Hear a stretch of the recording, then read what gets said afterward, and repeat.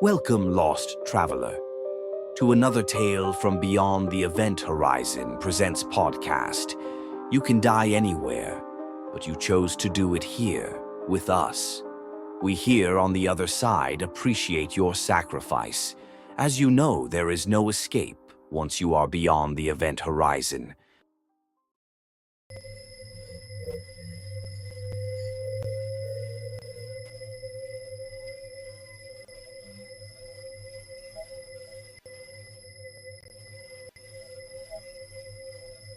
That morning, Chelly was hard at work, completing her daily walk. She was deeply motivated to become as healthy as possible and appreciated the cold, brisk air that invigorated her body and mind. It felt as though the chill of the morning air bolstered her constitution, sharpening her focus and fueling her determination. Her joy in getting in shape and striving to be her best self was dampened by the sight of countless lost animal signs plastered across telephone poles and walls. How could so many pets just vanish? She couldn't help but wonder if people were too caught up in their busy lives to properly care for their beloved fur babies. They definitely need to start a night hypnosis program, she mused. Chelly believed the irresponsible pet owners in her neighborhood could benefit greatly from the nightly sleep training program she had recently begun. For her, it had been transformative. Not only had she noticed a significant decrease in her food cravings, but for the first time in her life she wasn't feeling perpetually tired. When she got home, Tiger, her bratty bulldog, came bounding up to her, whining in his usual demanding way. Chelly sighed. She had grown used to his high-maintenance behavior, but it still grated on her nerves. As she tried to maneuver past him to reach her room, her stomach growled, an unfamiliar sensation since starting her hypnosis training. Maybe all the walking is building up my appetite, she thought. The pang of hunger surprised her, but she quickly brushed it aside. Right now, she just needed a break from Tiger's constant neediness. She darted into her room, closing the door behind her with a loud slam. For the first time that morning, she felt a moment of peace. Now that she was free of Tiger's whining, she focused on getting ready for work. That day at work was as uneventful as most days in government jobs tend to be. Chelly found herself watching the clock, eager for lunchtime when she could finally share the exciting news about her sleep training program with her colleagues. When lunch arrived, they all gathered around the table, chatting about their usual topics. Chelly saw her moment and dove in, enthusiastically explaining how the program had changed her life, curbing her cravings, boosting her energy, and helping her focus. To her surprise, their reactions weren't as supportive as she had hoped. "I don't know, Chelly," one of them said, shaking their head. "You don't know what that CD is putting into your brain." Another chimed in. "Yeah, sleep hypnosis sounds a little sketchy. What if there's some weird subliminal messaging in there?" Chelly was momentarily taken aback by their skepticism. A few months ago, their dismissive comments might have stung, leaving her second-guessing her choices. But not anymore. Now she felt strong, different even, changed in a way that shielded her from their negativity. If they can't see the genius of the sleep hypnosis program, then they don't deserve it, she thought, a subtle smile playing on her lips. Chelly was sure she was on the right path, and nothing they said could convince her otherwise. That night, the stress from her so-called friends weighed heavily on Chelly, making her feel like she might cheat on her new way of eating. To make matters worse, she realized she had forgotten to turn on the sleep hypnosis CD for the past couple of nights. She had been feeling so good lately that she thought she could manage without it, but now it was clear she wasn't as strong-willed as she'd hoped. Reluctantly, Chelly admitted to herself that it would be in her best interest to start listening to the CD again. There was one other thing Chelly knew she had to avoid that evening: the storage room. That room was a graveyard of her past failures, filled with belongings that reminded her of her old addictions and struggles. To her, it almost seemed as if some dark presence lingered there, feeding off her former weaknesses. She had made a conscious decision to stay away from the room, which she believed carried nothing but horrible vibes. Only the rooms that brought her positivity and peace were worth her time now. She remembered her mom telling her repeatedly as a child to stay out of that room, and for once, Chelly felt like following that advice. She decided to stay in her own room and spend the rest of the evening hanging out with Tiger. The bratty bulldog, for all his quirks, was the only thing she wanted to deal with tonight. A couple of hours later, Chelly woke up with a start. Something had pulled her out of her sleep, though she couldn't quite figure out what.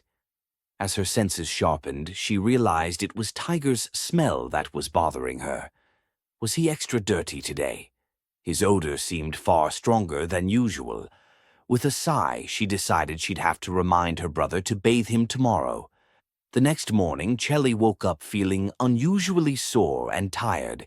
She groaned and made a mental note to cut her morning walks down to twice a week instead of 3 times.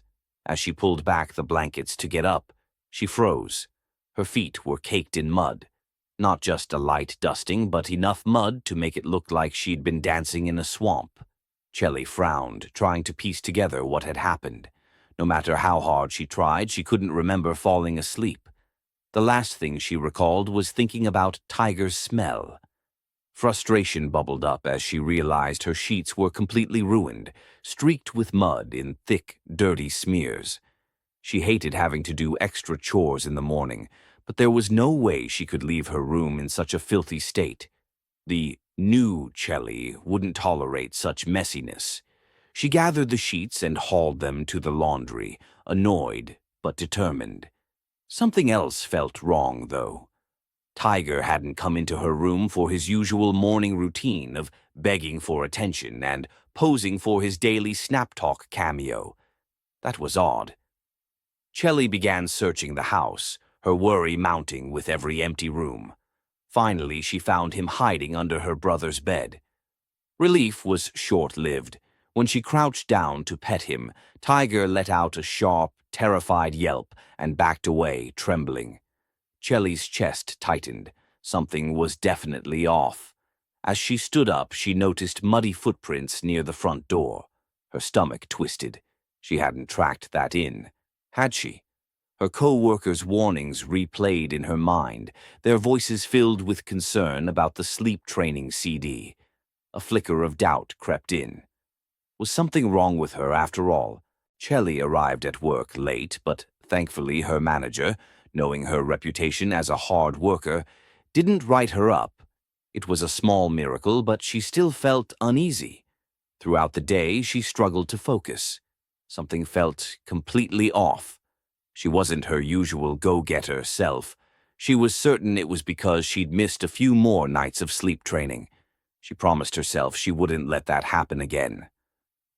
On her drive home, something strange happened.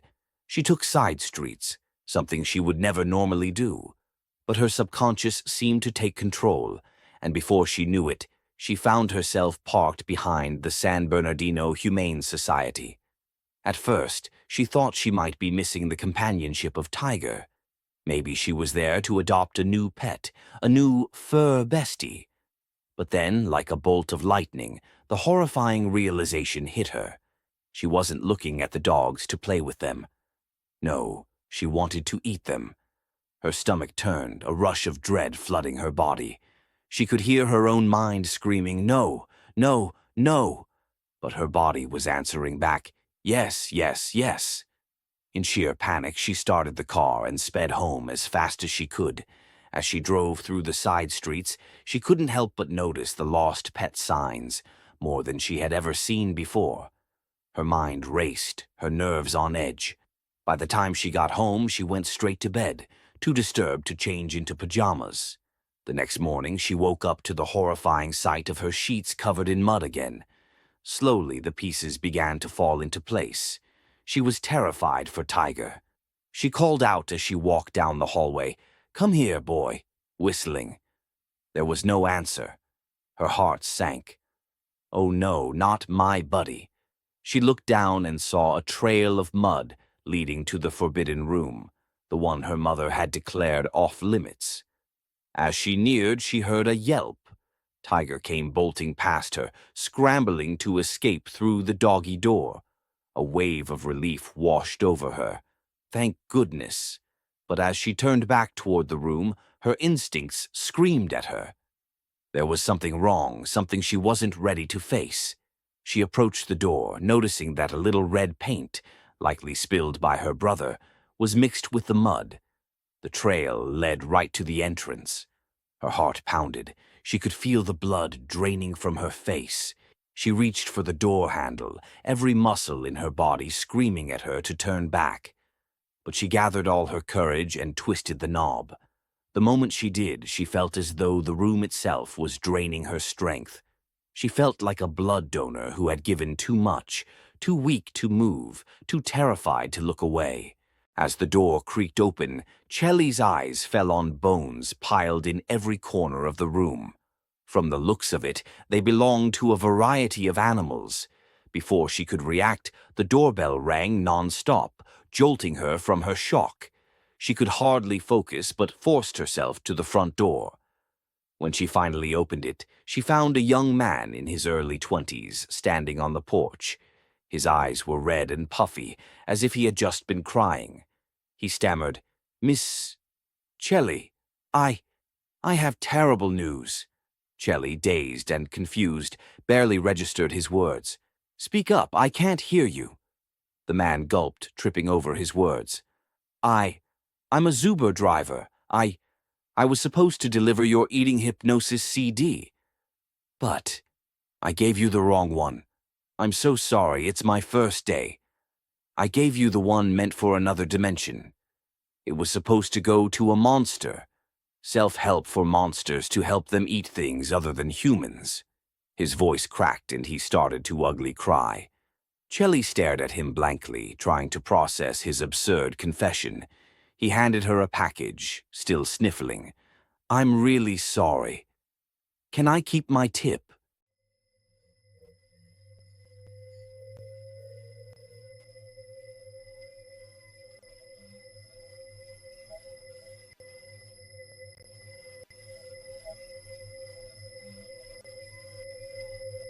Thank you, lost traveler, for joining us on another unintended journey beyond the event horizon. We hope you join us next time for a new macabre tale. Until then, stay alive and breathe if you can.